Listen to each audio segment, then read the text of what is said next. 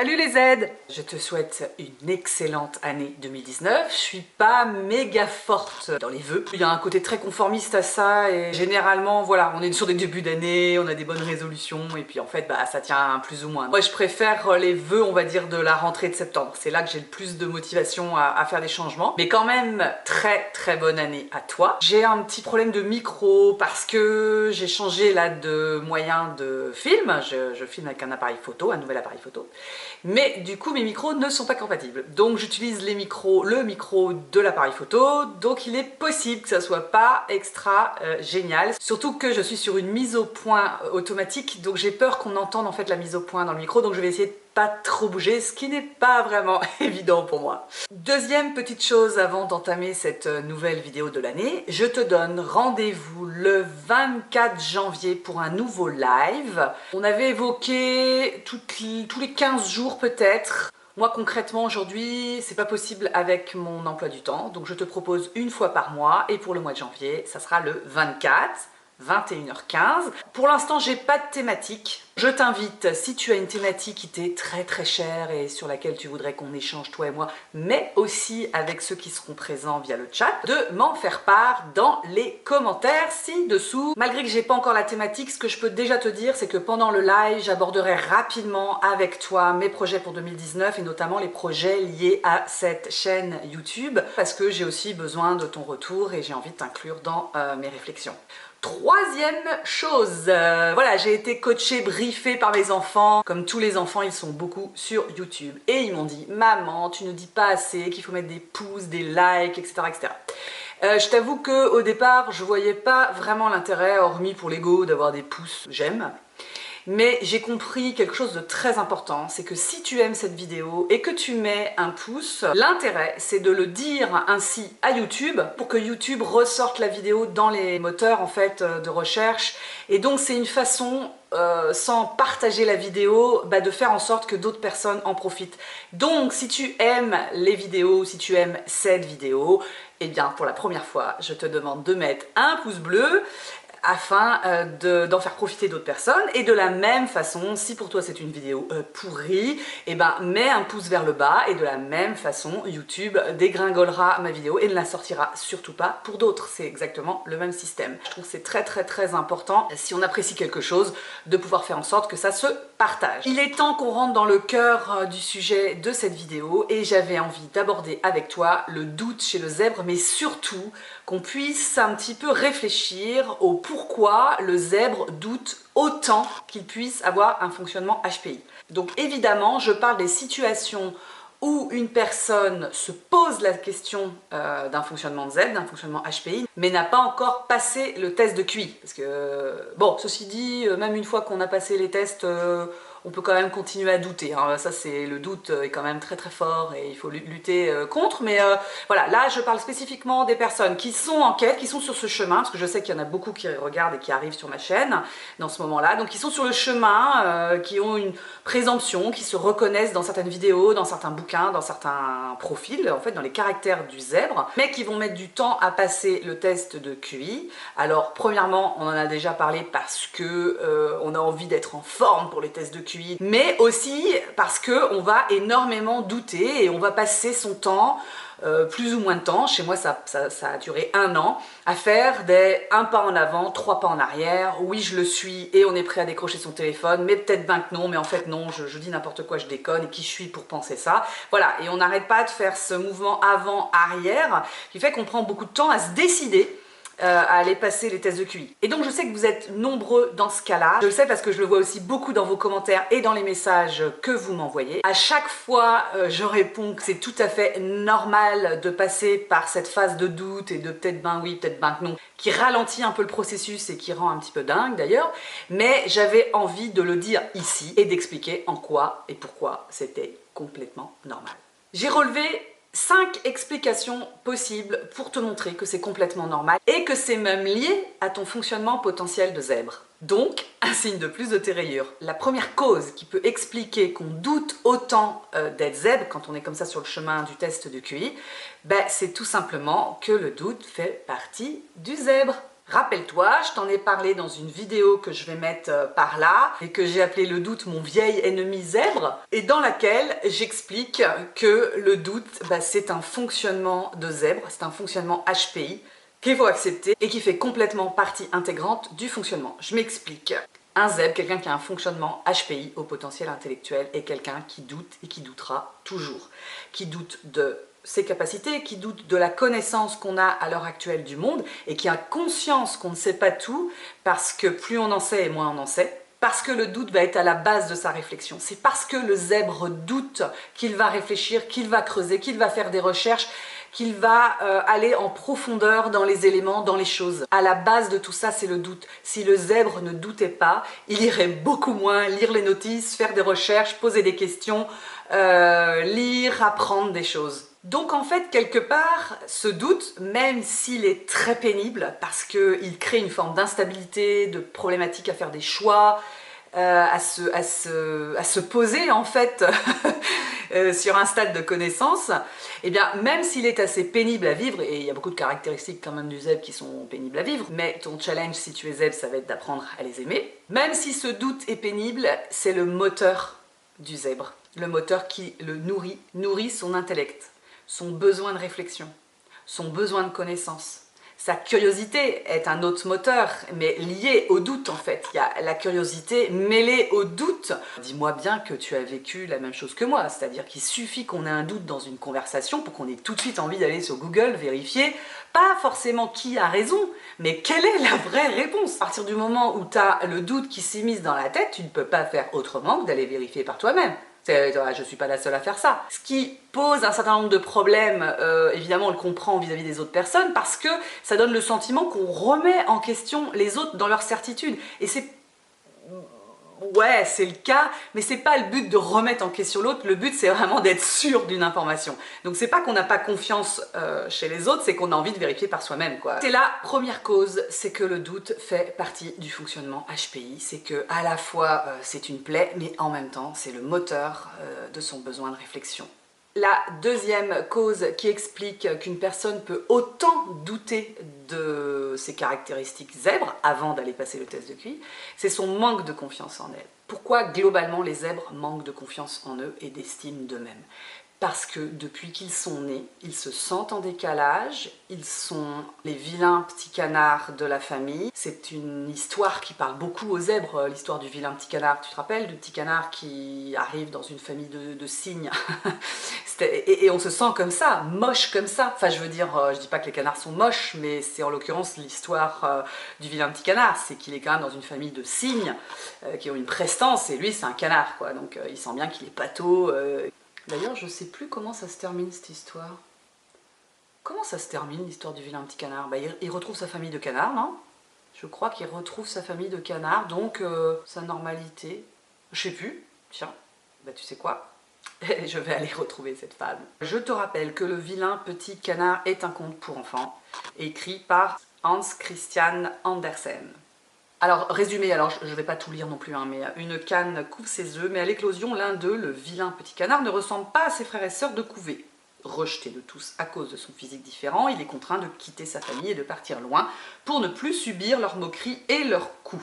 Blablabla, blablabla. Un jour cependant, ébloui par la beauté des cygnes, le vilain petit canard décide d'aller vers eux et réalise, en se mirant dans l'eau, qu'il n'est plus un vilain petit canard, et qu'il n'a en fait jamais été un canard, mais qu'il est devenu un magnifique cygne. Enfin, il finit par se faire respecter et devient plus beau que jamais. Ok, donc c'est l'inverse. Le vilain petit canard, c'est en fait un cygne qui naît. Comment la Canton a fait pour avoir un cygne? On va dire que c'est la magie des contes, c'est qu'il y a toujours cette part d'irréalisme, on va dire. Donc, c'est exactement l'inverse que je disais, c'est juste que le vilain petit canard n'a jamais été un canard, qu'il était un cygne depuis le début, mais au milieu de canard, il était différent, donc rejeté. Et en fait, en retrouvant sa famille, les cygnes, et il se trouve que c'est un cygne et qu'il est très beau. Et les zèbres, c'est pareil. On est au milieu et on vit au milieu de personnes qui ne nous ressemblent pas et qui ont tendance à nous rejeter pour notre différence, eh bien on se croit le vilain petit canard. Ce qui est assez drôle en fait, le cheminement du vilain petit canard, c'est exactement le cheminement du zèbre qui vient de découvrir qu'il est zèbre après un test de QI, c'est que tout à coup il découvre qu'il n'a jamais été vilain, qu'il est différent, mais tant qu'on cherche à ressembler aux autres alors qu'on ne l'est pas, on est toujours soit rejeté des autres, soit systématisé comme étant le vilain petit canard. Généralement, le conte d'Andersen du vilain petit canard parle beaucoup aux zèbres, consciemment ou inconsciemment, c'est-à-dire même sans savoir qu'on est zèbre, c'est un conte dans lequel on se retrouve, enfin, qui nous touche émotionnellement, parce qu'inconsciemment on comprend qu'on vit cette situation de vilain petit canard, donc il y a une forme d'empathie, de reconnaissance. Si on a grandi vilain petit canard en étant considéré même par les autres comme ça parce que différent, eh ben, ça vient égratigner l'estime de soi. Enfin, je veux dire, le vilain petit canard ne s'aime pas parce qu'il sent le rejet des autres, donc il se rejette lui-même. Et ce manque d'estime de soi va se transformer en manque de confiance en soi. Les deux sont différents, hein. L'estime de soi c'est l'amour de soi, la confiance en soi c'est pouvoir se fier à ses capacités. Mais finalement, les deux sont liés, c'est-à-dire en ne s'aimant pas, le zèbre va beaucoup douter de sa capacité puisque on va plutôt appuyer sur les inconvénients de sa différence que sur les qualités. Et donc il ne voit pas les qualités, il ne voit ses caractéristiques que comme des inconvénients et des choses à corriger. Ce manque d'estime, de confiance en soi va alimenter le doute. C'est-à-dire qu'au moment où on commence à toucher du doigt sa présomption de zèbre, ben, très vite le cerveau se met en branle et dit ben, c'est pas possible. Parce que on sait bien que zèbre au potentiel intellectuel, ça donne quand même des caractéristiques d'intelligence, de réactivité, de précocité pour les enfants. Et ça, ce sont tout à coup des avantages de quelque chose qui ne nous concerne pas, puisqu'on a plutôt eu le sentiment de traîner la patte, d'avoir des difficultés, de la souffrance avec les autres, qui vous renvoie aussi que ça fonctionne pas normalement quoi chez vous. Ça va venir alimenter le doute naturel du zèbre quoi, qui va très régulièrement se trouver des arguments et des souvenirs pour se dire qu'il n'est pas ça. Je reviens, désolée, j'ai écouté un petit peu le début de mon enregistrement et en fait on entend vachement la mise au point automatique, donc je l'ai enlevé, je suis en mode manuel. Je pense que ça va être beaucoup plus confortable pour toi parce que je sais que ce petit bruit a l'air de rien et d'un petit détail, mais je sais très bien que tu vas n'entendre que ça. Je parlais du manque de confiance du zèbre. Plus on attend avant la reconnaissance via le test de QI par exemple, plus cette confiance en soi, cette estime de soi risque d'être grignotée ou va prendre du temps à être réhabilitée. Et donc il me semble que plus on attend, plus, comment je pourrais dire autrement, plus on est vieux quoi, plus ça va alimenter le doute d'être zèbre et plus on peut mettre du temps, voire ne pas aller passer les tests pour ces raisons-là. Troisième cause qui fait qu'un zèbre va autant douter de ses rayures avant d'aller passer le test de QI, le zèbre fait preuve d'une forme d'humilité. Je vais mesurer mes propos, je ne connais pas tous les zèbres de la Terre, et encore une fois, j'ai pu déjà le dire dans des vidéos, des personnes très intelligentes, et même des zèbres, qui ont un fort ego. Je ne parlerai pas d'humilité pour ces personnes, mais pour moi, c'est pas la majorité des personnes zèbres que j'ai pu rencontrer, et donc pour moi, l'humilité fait partie du zèbre. Voilà. J'ai mis l'humilité dans la caractéristique, dans le profil du zèbre, à tort, à raison, tu sauras me le dire dans les commentaires, hein, comme d'habitude. À la fois, le zèbre connaît beaucoup de choses, a beaucoup de connaissances. Pas forcément de culture générale, hein. Attention, je ne veux pas confondre connaissance et culture générale. De connaissances sur plein d'aspects différents, sans doute atypiques, parce qu'il va creuser les domaines qui l'intéressent. Plus le zèbre creuse un sujet, plus finalement il se rend compte qu'il reste débutant dans son sujet, parce qu'il y a toujours des choses à apprendre. Et la plupart du temps, ça lui confère cette posture d'humilité. C'est généralement pas quelqu'un qui se la pète, c'est pas quelqu'un qui va chercher à écraser les autres, même si parfois ça donne le sentiment que c'est ça. Pour les raisons que j'ai évoquées tout à l'heure, on croit à tort que le zèbre a envie toujours d'avoir raison, met les autres en échec. Et en fait, la plupart du temps, c'est pas ça. Il cherche pas à avoir raison, il cherche à comprendre et à avoir une information précise et claire, sûre, à ne plus douter. même si ça passe par remettre en question ce qu'on lui dit. Il ne cherche pas à dominer les autres et à les mettre en échec quand il leur pose des questions ou qu'il les met face à des incohérences. C'est son fonctionnement naturel que de checker comme ça plein de questionnements et une analyse très fine qui parfois l'amène à relever des incohérences. Et puis évidemment, le zèbre ne va pas pouvoir s'empêcher de communiquer les incohérences parce qu'il a cette forme de naïveté qui font qu'il va mettre les pieds dans le plat et la personne face à ces incohérences. Et bien souvent, en face, la réaction, ça va être de se dire mais pour qui cette personne se prend? Cette capacité à appréhender ses limites et les limites du monde vont alimenter là aussi le doute de ses rayures parce que on a aussi des images fausses sur le zèbre de petits génies, de personnes qui réussissent, qui est brillante, qui va occuper des fonctions importantes après avoir fait des études de la mort qui tue. Et du coup, comme la plupart du temps, c'est pas son cas, on va se dire c'est pas possible que je sois zèbre. Quatrième cause probable. Il est possible qu'en tant que zèbre, tu sois entouré de personnes comme toi. J'en ai déjà discuté dans les commentaires, c'est vrai que la plupart du temps, si on est entouré de personnes très différentes de soi, évidemment qu'on va se rendre compte que ça vient alimenter la probabilité qu'on soit zèbre.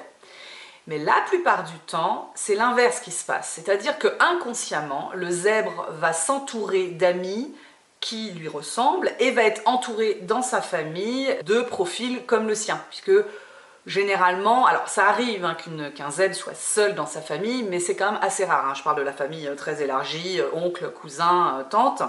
À partir du moment où il y a des personnes qui nous entourent et qui sont comme nous, en tout cas avec qui on a de la proximité et avec qui on va avoir tendance à tisser plus de liens parce qu'on va se sentir bien, on va se sentir justement en terrain commun. Encore une fois, tout ça c'est très inconscient, Et du coup, le jour où on a des présomptions de ces rayures, on va se dire que non. Parce qu'on va se dire, truc machin, il l'est pas, donc pourquoi je le serais? Enfin, je veux dire, si on est entouré de personnes comme nous, avec un fonctionnement atypique, différent, on va avoir plus de mal à s'accepter ou à accepter la probabilité qu'on puisse être zèbre. Évidemment, ce propos, encore une fois, est à mesurer si c'est pas le cas, si on est vraiment tout seul et pas entouré de zèbres comme soi, et là, ça va plutôt venir contrecarrer le doute.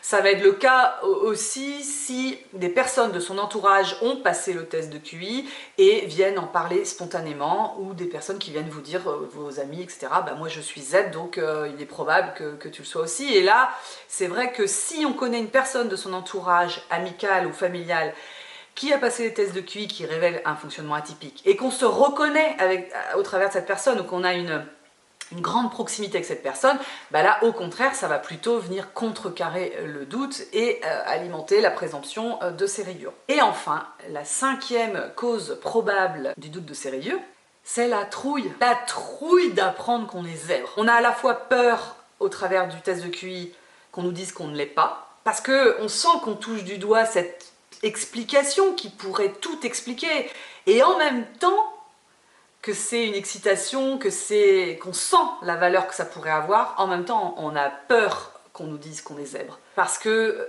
d'une certaine façon, c'est nous dire que ça ne changera jamais, c'est nous dire qu'on va rester dans la différence à vie, c'est nous dire que potentiellement nos problèmes ne changeront pas. Je pense qu'on peut aussi appréhender cette peur parce qu'on sent que ça peut changer beaucoup de choses et on n'est peut-être pas prêt au changement. On sent que ça va venir remettre en question beaucoup de choses et on n'est peut-être pas prêt à cette remise en question. Ça va venir bouger des lignes dans sa famille, dans le système dans lequel on vit. Enfin, je veux dire, dès qu'on fait quelque chose, il y a comme une vague, une onde qui se propage. Et donc, c'est pas anodin, en fait, ce changement, cette révélation. Elle n'est pas anodine. Et je pense que derrière, la peur, on le sait, c'est un mécanisme de protection. En déclenchant cette émotion de la peur, on se protège en fait indirectement. Alors ça peut paraître bizarre de dire qu'on a la trouille alors que la plupart du temps on espère secrètement qu'une seule chose, c'est qu'on le soit.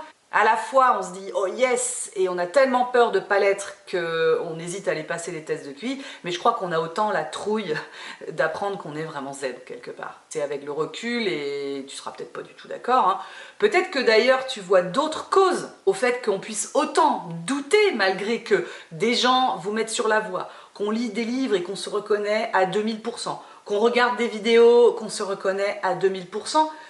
que peut-être même sa famille proche, ses parents vont dire je crois qu'il est possible que tu aies un fonctionnement HPI ou ZEB ou je ne sais pas quel mot peut être utilisé, et malgré tout on va avoir ce système, cette machine de doute qui va nous faire perdre du temps. Alors c'est pas une perte de temps hein, parce que je pense que quand on est prêt on passe les tests ou on les passe pas, mais en tout cas on est en paix avec cette décision. J'avais envie d'en parler plus largement dans cette vidéo parce que j'avais envie de te dire que c'était normal et que c'est peut-être justement parce que tu es zèbre que tu doutes autant de tes rayures. Qu'est-ce que tu en penses? Est-ce que tu verrais d'autres raisons au fait qu'on doute autant qu'on puisse être zèbre malgré que tout nous pousse à l'évidence? Est-ce que tu as un témoignage que tu as envie d'apporter? Mets tout ça en commentaire parce que c'est vraiment très très riche. Et puis encore une nouvelle fois, si tu aimes cette vidéo et que tu penses qu'elle aurait un intérêt à être partagée ou qu'elle pourrait être utile à quelqu'un d'autre, mets au moins un petit pouce j'aime sous la vidéo. Et n'oublie pas, le 24 janvier, notre live. À très bientôt. Et n'oublie pas, d'ici là, de prendre soin de toi. Bye!